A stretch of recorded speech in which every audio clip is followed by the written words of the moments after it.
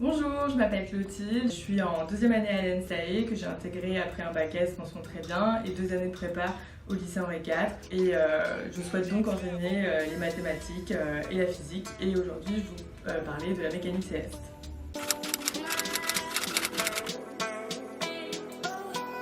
Alors aujourd'hui,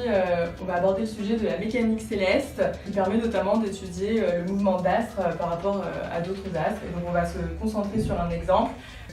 et donc étudier le mouvement de Phobos qui est un satellite de Mars par rapport à Mars. Donc pour étudier ce mouvement, on va se placer dans un référentiel galiléen qui est lié au centre de Mars. Donc un référentiel galiléen, qu'est-ce que c'est? C'est un référentiel où le principe d'inertie, aussi appelé première loi de Newton, s'applique. Et comme pour tout exercice de mécanique, on va se donner un repère, qui est ici le repère de Fresnel,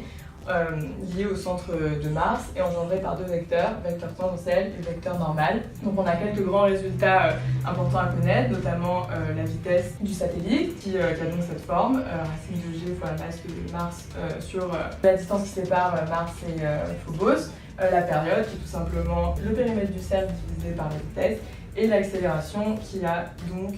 cette expression. On remarque que la vitesse de Phobos ne dépend pas du temps et on va donc chercher à démontrer que le mouvement est uniforme, donc la vitesse est constante. Donc pour cela, on va appliquer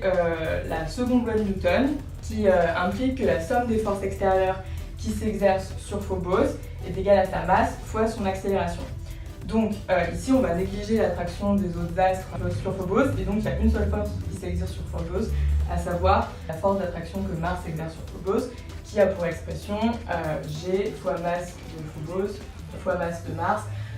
sur la distance au carré qui les sépare. Et d'après la troisième loi de Newton, qui est le principe des actions réciproques, la force qu'exerce Phobos sur Mars est égale à l'opposé de celle qu'exerce Mars sur Phobos.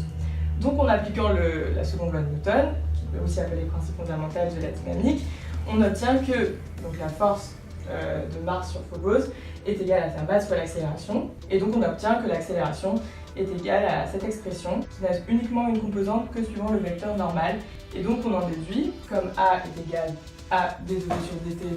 suivant le vecteur tangentiel plus v2 carré sur r suivant le vecteur normal, on en déduit que la composante tangentielle est nulle, donc que dv sur dt est 0, donc que la vitesse est constante, et par conséquent le mouvement est bien uniforme, on retrouve bien cette expression. J'espère que ce cours vous a plu, n'hésitez pas à réserver un cours avec moi sur Twitter privé, et voilà, très bonne soirée.